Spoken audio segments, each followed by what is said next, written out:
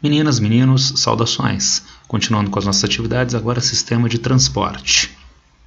Primeiro, a nossa apostila traz a divisão dos modais de transporte em alguns países de grande extensão, no caso da Rússia, do Canadá, da Austrália, Estados Unidos, China e Brasil. Transportes ferroviário, rodoviário, aquaviário e outras modalidades. Notem como nós temos uma predominância de transporte ferroviário em vários destes países, os Estados Unidos com quase a metade, a Austrália também, já Canadá um pouquinho mais da metade e a Rússia tão significativamente. Também no transporte aquaviário nós encontramos um destaque principalmente para os Estados Unidos. Essas duas modalidades são destacáveis porque nós sabemos que há um menor custo de transporte de cargas a longas distâncias, são países de grande extensão territorial, nessas duas modalidades, um custo menor para o aquaviário, né, e na sequência um custo levemente maior para o ferroviário, para o transporte ferroviário. Bom, se essas duas modalidades são tão mais baratas, né, e o aquaviário ainda mais, por que a Rússia, por que o Canadá, por que a Austrália não investem tanto nessa modalidade quanto os Estados Unidos? Lembrem-se, nós já vimos nas fontes de energia, na matriz energética, que os países têm peculiaridades históricas, tecnológicas, naturais, que precisam se adequar a estas formas de utilização. No caso do Canadá e da Rússia, são países em latitudes muito avantajadas e, portanto, boa parte dos seus rios e lagos tem congelamento durante o inverno. A Austrália tem extensas áreas, que são secas, né, desérticas, e, portanto, não há possibilidade de maior utilização dos rios para o transporte. Agora, no caso brasileiro, não. Nós temos, então, uma questão de ordem política, principalmente a partir da segunda metade do século XX, que acabou introduzindo um modal de transporte que é inadequado pela extensão territorial do Brasil, pelo seu custo de transporte de cargas a longa distância, que é o caso do transporte rodoviário, ainda predominante no Brasil. Mas nós vamos ver no desenrolar da aula que no Brasil há um crescimento bastante grande nos últimos anos do modal ferroviário e também do modal aquaviário. Visto isto, a ideia de uma configuração geral do sistema de transporte. Eu coloquei para vocês dois mapas, um mapa dos Estados Unidos e um mapa do continente africano, para nós fazermos essa comparação da configuração geral. Veja uma primeira diferença. Aqui nós encontramos uma densidade elevada do transporte ferroviário. E o que eu quero dizer com densidade elevada? Tem muitos troncos ferroviários, né, no território americano. Temos vastas áreas na África que não são cobertas por ferrovias, então uma baixa densidade do modal ferroviário. Agora, uma diferença muito importante. Todas as áreas do território americano estão integradas através de ferrovias. As ferrovias viabilizam integração regional. Será que eu consigo viajar entre quaisquer posições do continente africano através do transporte ferroviário? Não. Então nós temos o que a gente chamaria de um caráter periférico, isto é, voltado para a periferia, voltado para o litoral. Por que acontece essa diferenciação? Vejam, aqui os Estados Unidos é um país industrializado com uma economia altamente complexa. Então, há necessidade de uma integração eficiente entre áreas de produção e consumo no território americano. E daí a malha ferroviária integrar com alta densidade as diferentes partes do território americano. Os países africanos são, em geral, países exportadores de produtos primários. Então, o sistema de transporte não serve para integrar as regiões, serve para levar o produto mineral, o produto agrícola, o combustível do interior para o litoral para ser feita a exportação. Então, quando o país tem uma economia de caráter primário exportador, tem esta carinha de sistema de transporte. Quando o país tem uma economia complexa, industrializada, uma economia urbano-industrial, ele tem esta carinha de sistema de transporte. Qual será a configuração do sistema de transporte brasileiro? Ora, o Brasil é um país urbano-industrial. Vejam, eu coloquei aqui para vocês a malha rodoviária brasileira em 2016, tal qual nós vimos para os Estados Unidos, nas diferentes partes do território brasileiro, podem estar integradas através do modal rodoviário, rodovias implementadas a partir dos anos 1950, no contexto de industrialização, viabilizando essa integração regional, tudo bem? Mas vejam um comparativo, e as ferrovias brasileiras até a atualidade? Elas parecem esse modal ferroviário do continente africano. Tem vastas regiões do Brasil que não são contempladas com ferrovias e eu não consigo integrar todas as regiões do país com ferrovias. As ferrovias brasileiras foram implementadas mais intensamente a partir do século XIX. E em meados do século XX, elas até tiveram uma retração em extensão na concorrência com as rodovias. Enraizada no século XIX, as ferrovias brasileiras mantiveram, portanto, uma configuração geral típica de país primário exportador, na sua raiz. Lá no século XIX, com as exportações de café, mas, nós vamos ver, está mantido até hoje na exportação de produtos primários. Notem ainda, voltando ao nosso slide anterior, que existem áreas no interior que mal têm ferrovias e que também têm uma densidade menor da malha rodoviária. Isso é explicado pelo dinamismo econômico das regiões, aonde nós temos, em nível nacional ou internacional, maior atividade econômica, há então fluxos mais intensos, fluxos materiais mais intensos, que precisam ser contemplados através dos diferentes modais de transporte.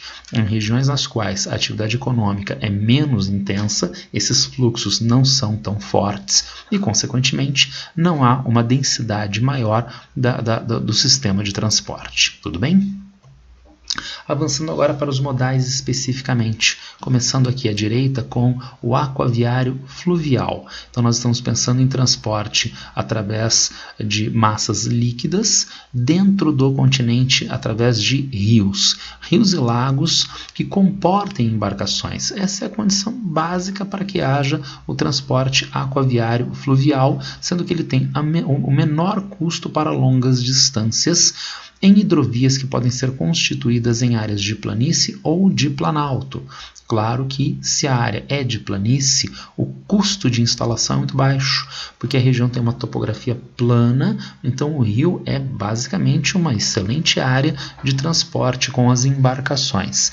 Se o rio está numa área acidentada, planáltica, então as condições de navegação são prejudicadas, demandando obras de eclusas, de canais de ligação, que viabilizem o transporte, encarecendo a construção da hidrovia. Entretanto, uma coisa que frequentemente nos escapa é o custo de manutenção. A hidrovia em área de planície é muito barata de ser constituída, mas ela é cara para ser mantida. A hidrovia de planalto não tem os custos que a hidrovia de planície normalmente tem. Se estamos em área de planície, o rio então está atravessando regiões de topografia mais ou menos plana e a velocidade das águas é reduzida. O rio não tem maior capacidade de transportar os sedimentos que vão sendo acumulados no seu leito, exigindo, consequentemente, obras constantes de escavação do leito para manter a profundidade para a passagem das embarcações. Esse problema não aparece da mesma forma nas hidrovias de planalto, tudo bem? Vejam como eu disse para vocês no nosso primeiro slide, nos nossos slides anteriores, nós temos, apesar de ainda um potencial inexplorado de transporte hidroviário no Brasil, mas um crescimento nos últimos tempos, de 2010 para 2016, um crescimento bastante significativo no total de cargas transportadas através deste modal, com destaque para algumas hidrovias como do Tocantins, a hidrovia Tietê-Paraná, a hidrovia do São Francisco, tudo bem? Modal ferroviário, custo alto de implementação, é caro construir uma ferrovia, ainda mais em terrenos acidentados, onde são necessárias obras como viadutos, como túneis, para diminuir a declividade, né, que o trem, né, que a composição precisa superar.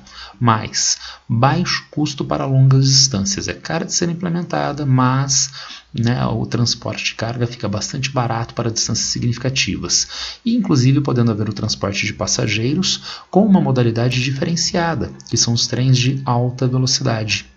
sendo que o transporte de carga da ferrovia concorre com o transporte de carga aquaviário interior, né, com o transporte rodoviário, sendo que ele tem a vantagem de ter um custo bastante reduzido, um custo que se assemelha ao custo do aquaviário.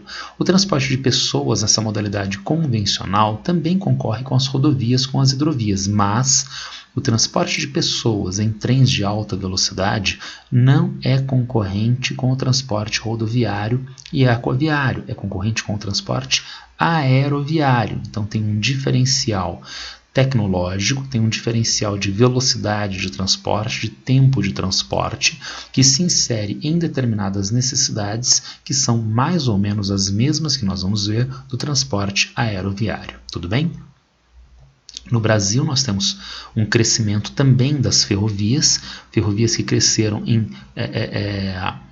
em quantidade de tonelada transportada, em tonelada por quilômetro, por extensão da ferrovia nos últimos tempos. Então, há uma reversão do quadro de prioridade rodoviária, mas ainda uma grande potencialidade de exploração. E vejam, no Brasil, o transporte ferroviário é basicamente transporte de carga, e de carga ligada ao setor primário. Vejam aqui no nosso gráfico, minério de ferro predominando aqui no transporte, depois granéis agrícolas, né, produtos agrícolas, né, na sequência. Então nós temos basicamente transporte do setor primário, mineral e agronegócio através das ferrovias brasileiras.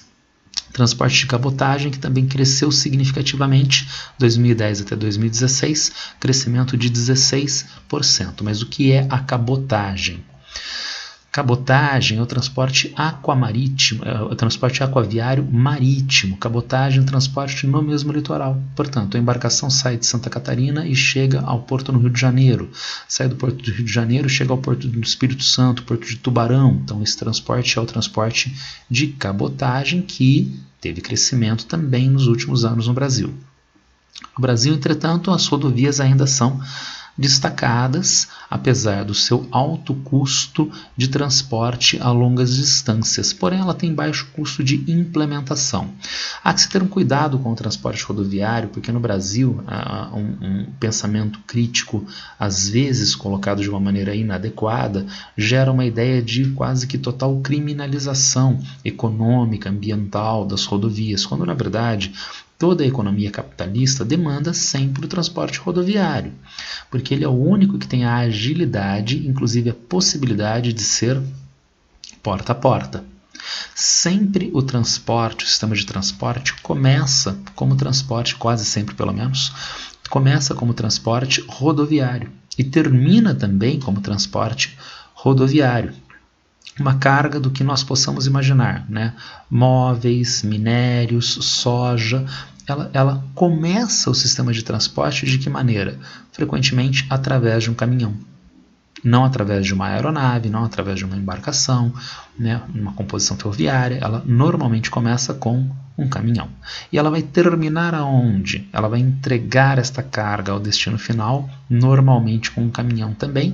E, portanto, se ela começa com o rodoviário, ela termina com o rodoviário pode fazer o transporte integral. Não deve. Não deve, na medida em que ele tem que estar integrado com outras modalidades para reduzir o custo total de transporte. Mas ele frequentemente começa como rodoviário e termina como rodoviário também, e, portanto, ele é o único transporte que pode ser porta a porta. Tudo bem? Avançando agora para o aquaviário marítimo transoceânico, isto é, intercontinental, que tem navios de grande porte que demandam hoje um aprofundamento dos leitos dos portos, tendo em vista o tamanho da embarcação e a exigência, portanto, de portos com uma profundidade maior para a atracagem dessas embarcações. Embarcações que são especializadas em grãos, em minérios, em petróleo, inclusive com a introdução dos containers.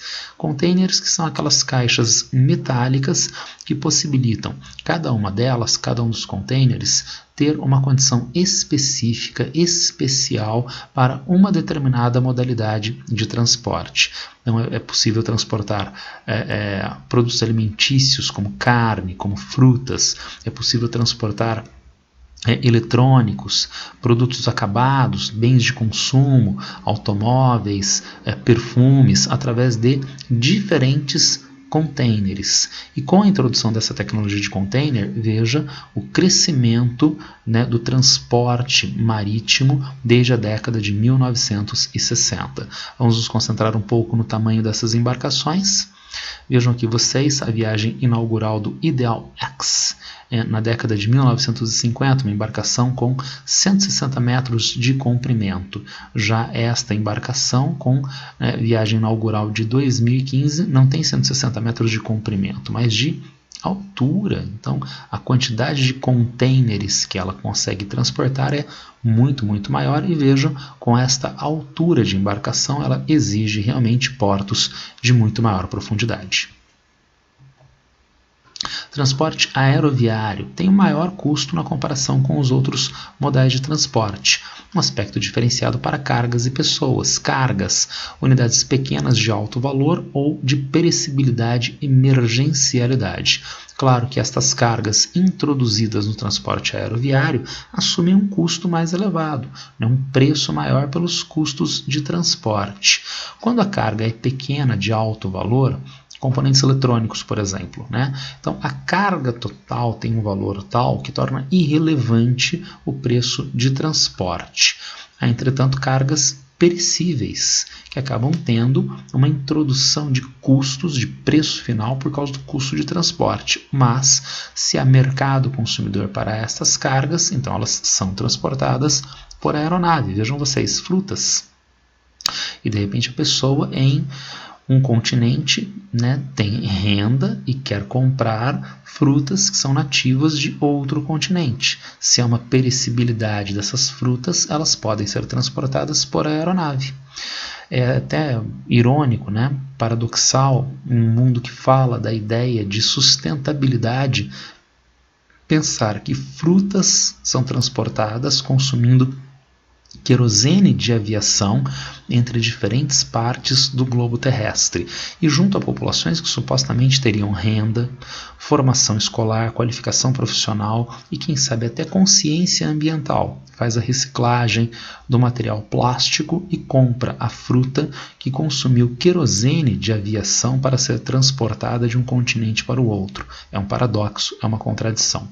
Notem que tanto para passageiros como para cargas, os países que têm maior desenvolvimento econômico concentram os aeroportos que têm maior fluxo de passageiros, maior quantidade de carga transportada. Transporte dutoviário, custo relativamente alto de implantação, porém baixíssimo custo de operação. Frequentemente, apenas por ação da gravidade a carga pode ser transportada de uma parte para outra. Entretanto, o duto, que é muito caro para ser instalado, precisa ser um projeto muito bem elaborado pela sua inflexibilidade de carga, de trajeto, de direção. De carga, veja, com um navio container, você pode transportar inúmeras, diferentes cargas através desses diferentes containers especializados. Qual carga pode ser transportada em um caminhão-baú? Inúmeras diferentes cargas. Agora, o duto não. Se nós temos um oleoduto, então ele vai transportar óleo, ele não transporta outras diferentes cargas. Inflexibilidade de carga. Inflexibilidade de trajeto. Então veja, o caminhão sai do centro-oeste com soja, deixa essa soja em Santos, abastece em Santos com uma determinada carga que vai ser transportada de volta para o centro-oeste. O duto não, ele tem só um trajeto, uma direção, tá certo? E veja, um trajeto, uma direção. O caminhão agora tem um problema em Santos, então ele não vai deixar a carga em Santos, então ele vai deixar a carga em Tubarão, ele vai deixar a carga em Paranaguá. O duto não tem esta mudança de trajeto, então ele é unidirecional, ele vai só em uma direção e o duto também não pode mudar o trajeto dele, sendo muito caro para ser implementado. Consequentemente, é um projeto que precisa ser implementado para longo prazo. Implementado, entretanto, existe um custo muito baixo de operação do duto, que pode ser oleoduto, transporte de, por exemplo, combustíveis líquidos, gasoduto, transporte de gás, e uma coisa que frequentemente nos escapa, transporte de produtos sólidos, mineroduto. Então, o produto sólido é dissolvido, né, tem uma solução que possibilita o seu transporte em duto e na área de chegada a separação novamente do mineral, do produto que tenha valor econômico. Temos aqui a nossa listinha da apostila de alguns dos principais dutos que ocorrem no território brasileiro. Finalmente, vistas essas modalidades, dutoviário, aeroviário, hidroviário, né, rodoviário, então qual ser utilizada? Todas elas. Intermodalidade, confluência de diferentes modais para maior eficiência no transporte. Então, por exemplo, o produto agrícola é produzido soja no norte da região centro-oeste, no sul da região norte do Brasil. E a soja vai chegar até o litoral de que maneira para exportação? Através da rodovia transamazônica, através da hidrovia do Tocantins, através da ferrovia Carajás, né, a estrada de ferro Carajás. Por que não as três? Então, um determinado trajeto rodoviário, um determinado trajeto hidroviário, um determinado trajeto ferroviário. Ainda mais, em determinadas épocas do ano ou em determinados períodos de estiagem mais forte, o rio Tocantins pode ficar com o seu nível muito baixo, inviabilizando o maior transporte de cargas. Daí as outras duas modalidades passam a ser exploradas mais intensamente. Então, uma concorrência desses diferentes modais de transporte, uma confluência desses diferentes modais de transporte, com vistas a que haja o uso mais eficiente da ideia geral de transporte. Tudo bem? Era isso que eu queria passar para vocês esse sistema de transporte. Se alguém tiver alguma dúvida, alguma pergunta, me acessa nas redes sociais. Abraço para todos, boa sorte!